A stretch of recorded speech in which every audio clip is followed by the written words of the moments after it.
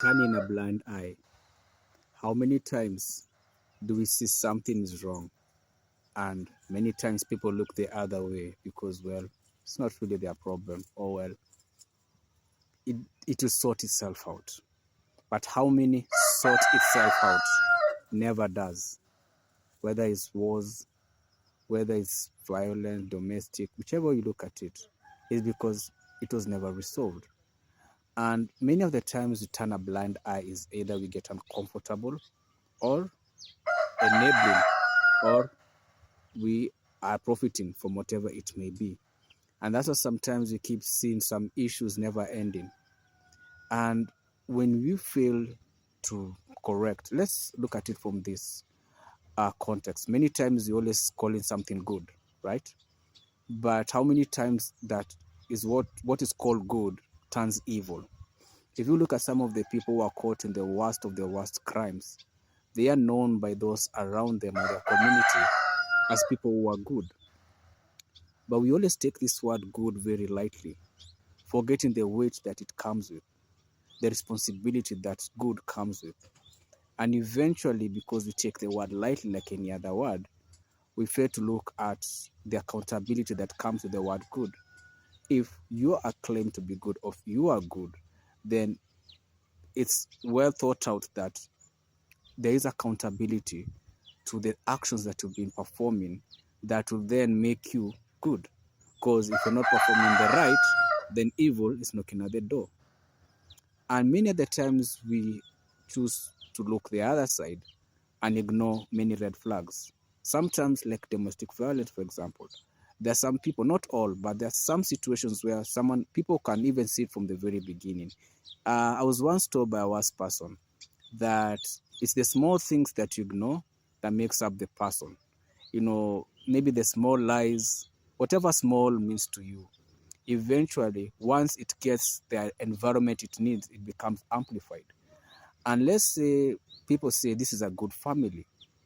And sadly, many times when you hear this word good family or good people, most times is because either there's a financial attachment to it. So while we ignore the evil, let's just call it good.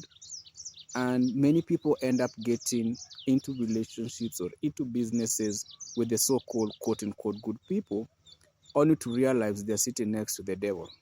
Well, not literally, but well, the characteristics no different. And that becomes the sad story.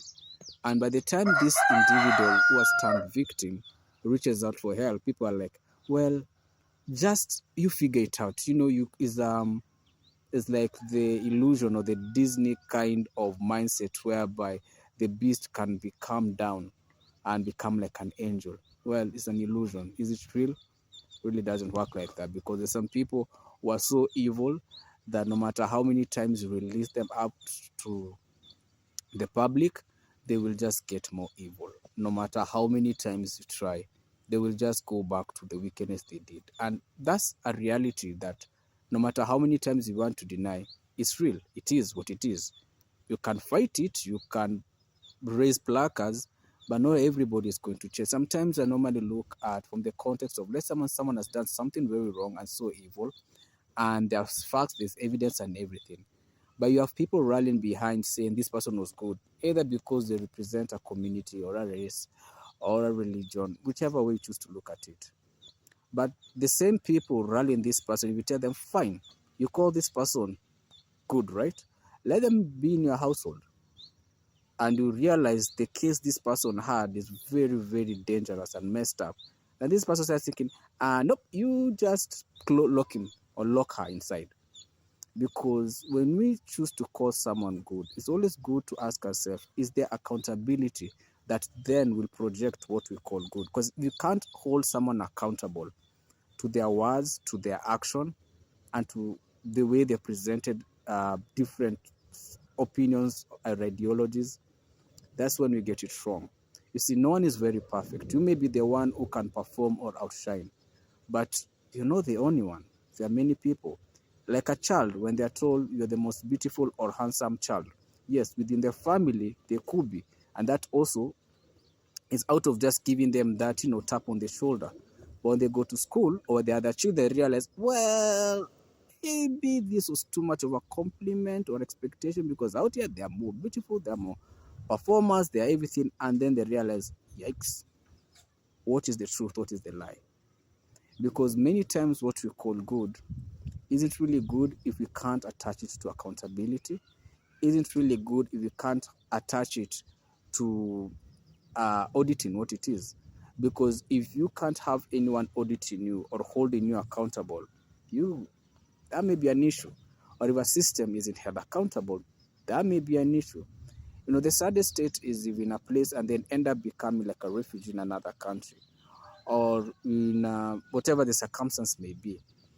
As much as you are trying to understand the language of that nation to which, whether you go as an immigrant or whether you go as a refugee or asylum seeker, whichever way you look at it, the food you eat there will never be the good food that you ate back home or wherever you came from. The openness of culture that you had where you are won't be the same. Maybe you're in maybe in a culture whereby you can speak your mind, you kind of have community based, but you go to a place where it's too individualistic. There's an extreme side of individualism. And maybe that's the situation where you find yourself. Now you can't approach someone and even ask for help because you're like, where do I start? Because last time I tried, I was given the figure yourself out look. And that's life. Hard, harsh, true, but reality. And when we fail to hold people or systems accountable, we are then enabling them or it or him or her to keep doing what they keep doing. If it's a leader who has a track record of all the wrong things and there's evidence to base it, when they get into power, they will just amplify it.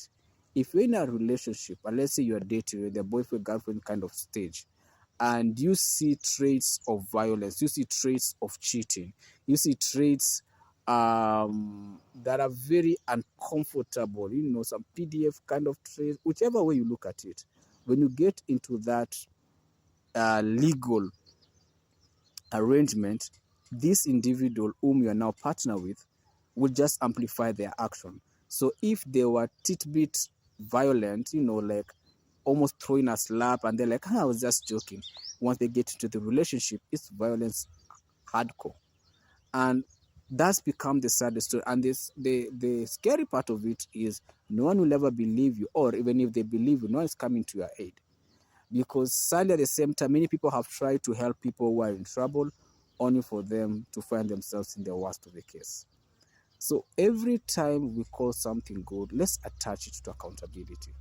I normally laugh sometimes or smile when people, actors or entertainment, people within entertainment or music industry, whichever, the whole entertainment block, where they say this entertainer did this movie or this music and they were good and they are good people.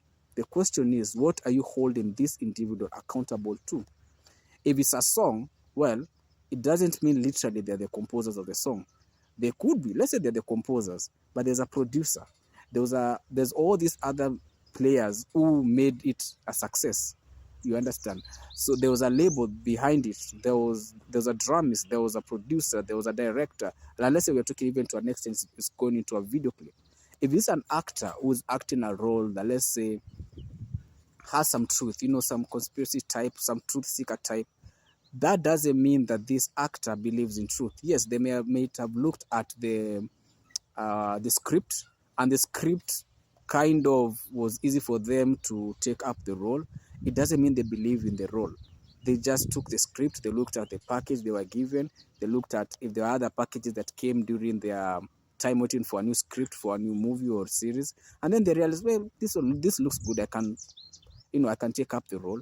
It doesn't make them good. Just because they took up a role that makes it look good doesn't mean good. So anytime we call anyone, anything, any system, any country, any nation good, it must be attached to accountability, facts and evidence, and not opinions or feelings, because feelings fade away, but facts still remain.